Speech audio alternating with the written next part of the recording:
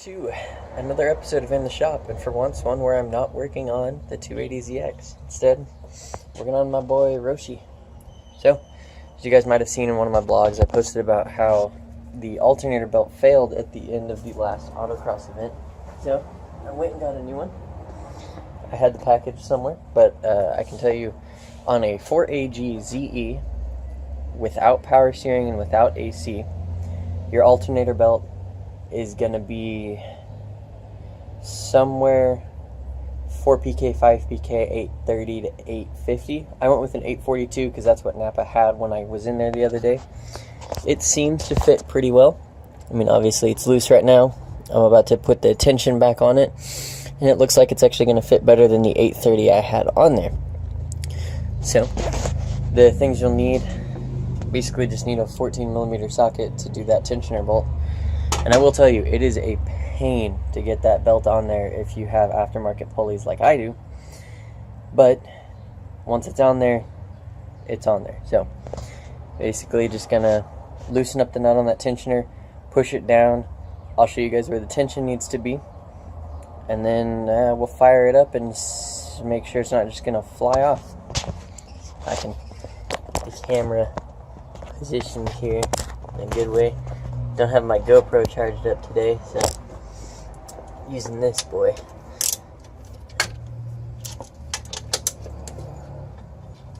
Right. So you want your tension where that belt is pretty tight.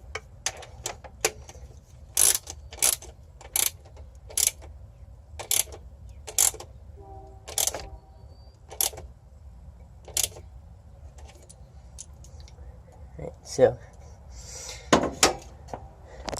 as you can see, there's a little play in it, but there should be hardly any. Alright, so that's on there. Hopefully you guys can see that. I can't really see what this camera's filming. But it's on there pretty tight. So I've got the keys out here.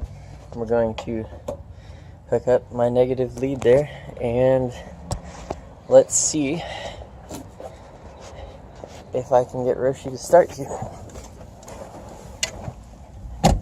Ooh, that hurt. Pro tip, seatbelts get hot when they're in the summer here, so. Alrighty. Sure, I'm in neutral. Alright, let's see what we got here. Let's try it.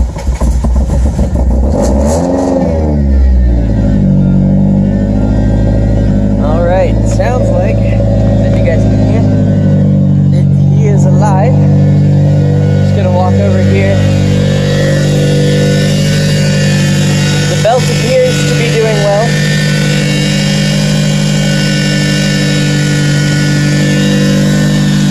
Give it a few revs here.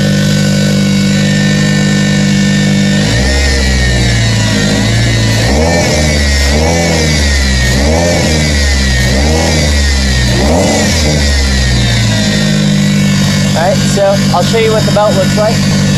Basically, it's on there pretty good.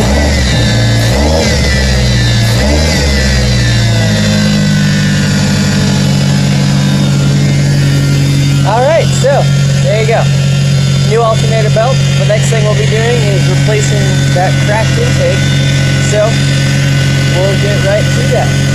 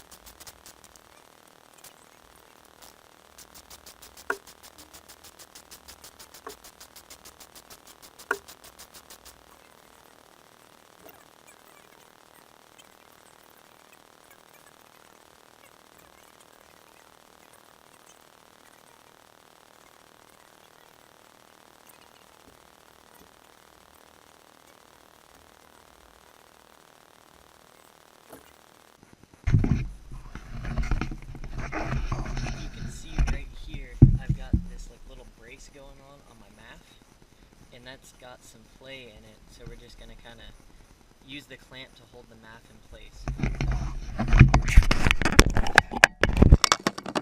I also want to apologize for the audio being terrible up to that point, because I realized I've been filming this entire thing with the back closed on that camera, so hopefully you could hear me. If not, I apologize. Hopefully the visuals are enough to show you what was going on. But now we're going to go ahead and clamp this other section in.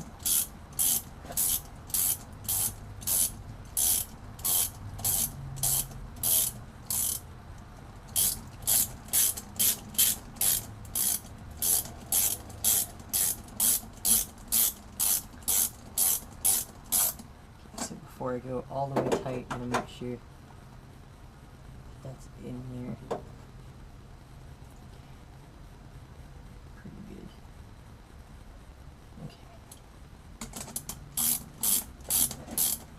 Go ahead and go.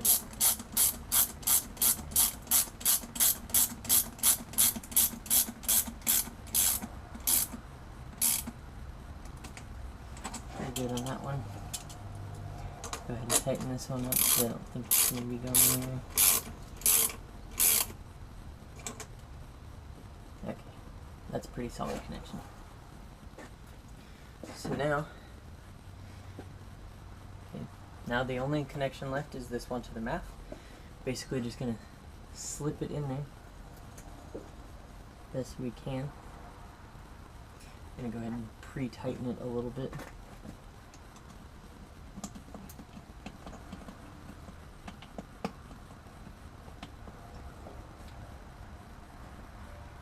So, let's see if I can't.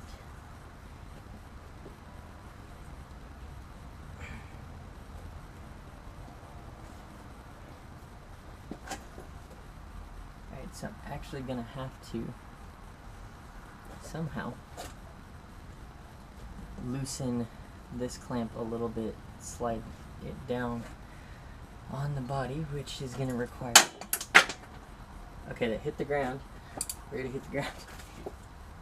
There it is. Okay, so almost had it on the first try, but not quite. So we're going to loosen this up.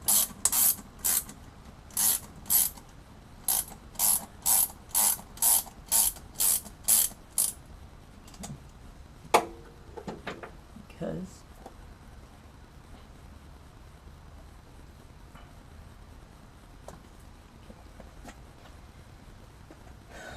okay. So this clamp can't be all the way tight till I get it figured out. Also need to make sure that, always make sure your fittings are accessible, because it's a pain to have to undo them and stuff all the time. Okay.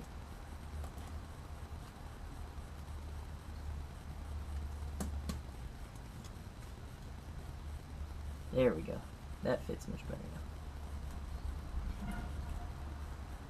Okay, that'll...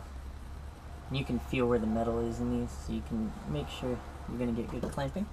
So I've got good clamping up here at the top.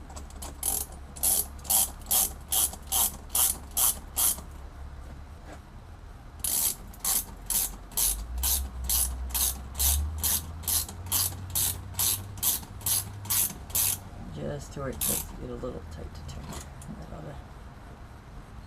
Okay.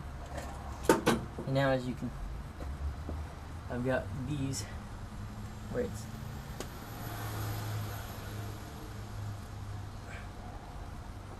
much easier to attach everything here.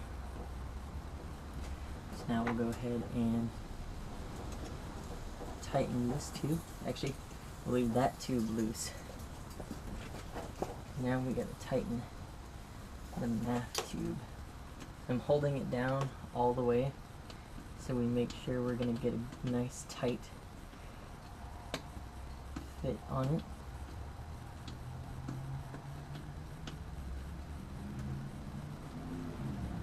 This is where having a socket set with a small socket work would be really cool. Okay, so that's pretty tight up on there, so we'll go ahead and tighten up here.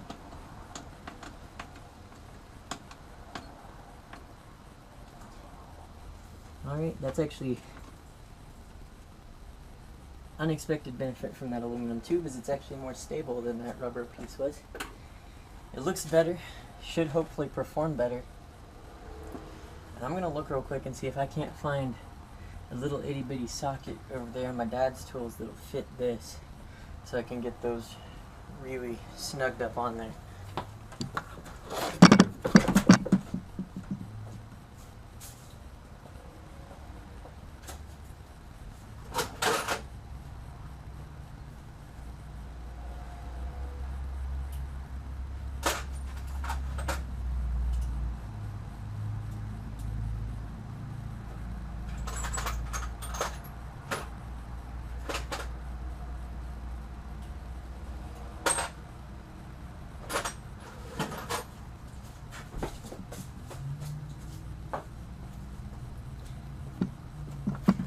Well, the answer to that is a no. However, if you get this cobalt set, I'm going to show you guys something fun you can do here. So, we have, this is the smallest driver bit set, whatever, and it happens to be a 13 in the medium set, so you can just start stacking these parts together. So now I just got to find the one that fits on those. I'm going to guess they're 8mm, that's what hose clamp ones tend to be. Okay, so grab your 8mm socket there. I'm just going to make a little, nice little extension here. And really crank that home. When I'm, so one on the MAF sensor here, you can look. It's clamped where I can't even put my fingernail on the other side of it. So we'll just quarter turn to snug it up. And now we'll give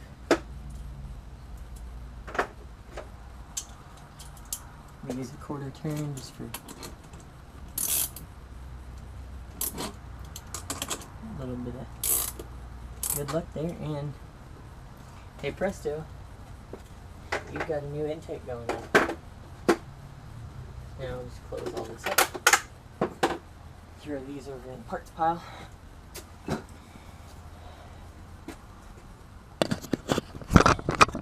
And I'll show you guys what we've just made here. So, well, let me grab the piece we replaced. So this is what was sitting right here.